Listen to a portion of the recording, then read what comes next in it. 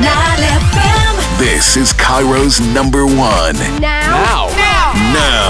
NileFM Aware. And it is, of course, NileFM's Aware. Welcome to another episode. Hope you're having a great Saturday. With me in the studio tonight, Adham Molly-Newberry. Yes, he is from Nawaya. Stay tuned. Cairo's number one. NileFM.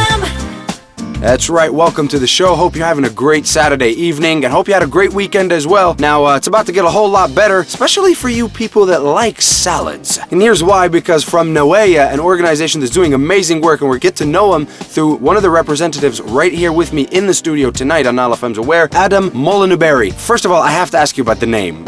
Where did you get Molly-Newberry? My dad's English, so yeah, there's some French stuff in there as well. All right, see that explains a whole bunch. My mom's Egyptian. That explains a whole bunch. So, what about Nawaya? What exactly is Nawaya? Nawaya is a social enterprise that dealing with sustainable agriculture in Egypt, and we're really trying to work out with other NGOs and organizations what sustainability in Egypt looks like for farming communities, especially. Okay, well, I'm gonna have to ask because I'm used to sustainable development in terms of financial or even on a corporate level. But what exactly does sustainable agriculture mean? It's basically the opposite of chemical farming. So basically, in Egypt right now, we have a massive problem with the intensive use of chemicals on farmland. The microorganisms are getting killed by the pesticides. The fertilizers are basically destroying the ecosystems. And so it kind of worked fantastically for 20 years, but now we've reached a stage now where the soil is dying and agriculture is slowly grinding to a halt for the small-scale farmer in Egypt. And now it's definitely something I want to know a lot more about, and hopefully everybody else wants to know a lot about. Could you elaborate a little bit on this? Sure, yeah. We have a lot of issues, especially with water.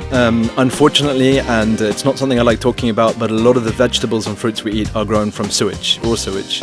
Oh, that's a good thing to know. Yeah. Secondly, the canals, the irrigation canals, have tons of problems with solid pollution, liquid pollution, agricultural waste, industrial waste. So this is the kind of water that's being used to irrigate our farmlands. Mm-hmm. The soil itself isn't working. So basically, you're an 18-year-old farmer and you're there, you see your dad's back's broken, he's not getting anywhere with farming, and the last thing that you want to do is be a farmer. You want to go work in a mobile phone shop in Cairo, you want to drive a microbus. The last thing you want to do is be a farmer, basically. And I mean, I have a question here because this is no longer, I thought initially that this organization was all about, teaching farmers how to farm or farming techniques, but apparently it's about a lot more, as well as from a consumer perspective. Correct me if I'm wrong. Totally, yeah. We're basically dealing with sustainability. So we started with agriculture because it's the backbone of any country, but we're working in building, we're working in renewable energy. We basically are a network, an evolving applied network, and we work by bringing in other partners, bringing in other farmers, having discussions. We hold a space, basically, for organizations to work together to find sustainability for Egypt. Now,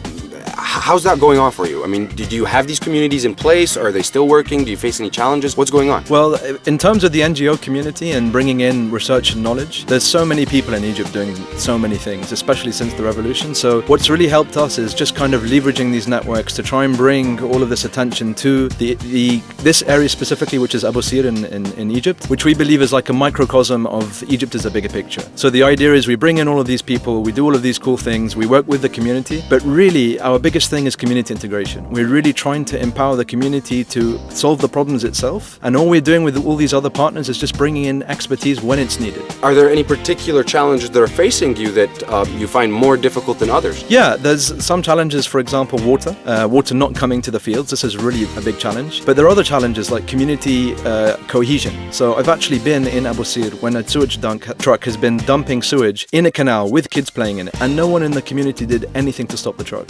Oh. So it's almost like the community is no longer functioning as a community. I want to know what Nawaya is doing to address these challenges. Great. We've started a farmers apprenticeship program where we're working with local farmers and experts to co-create a syllabus for sustainable farming in Egypt. This includes creating jobs. We're really trying to funkify the whole thing, make farming cool again, and create farmer entrepreneurs with youth so that we're really driving this sector again. We basically do a lot of social stuff. So we use something called the art of hosting. It's a whole bunch of social technologies. We work with a lot of people, a lot of different networks to try and create a space where everyone has a say, and basically we try and extract the group wisdom from that space and apply it. So today, for example, we were in Abu Sir, we were in the canal, we're judging the canal, and we're working with a local NGO called Shabab Abu Sir to try and see how we can make this canal cleanage system sustainable and something that can be replicated in Egypt. So this is basically you creating farming think tanks for sustainable farming and agriculture. Definitely. This is wonderful.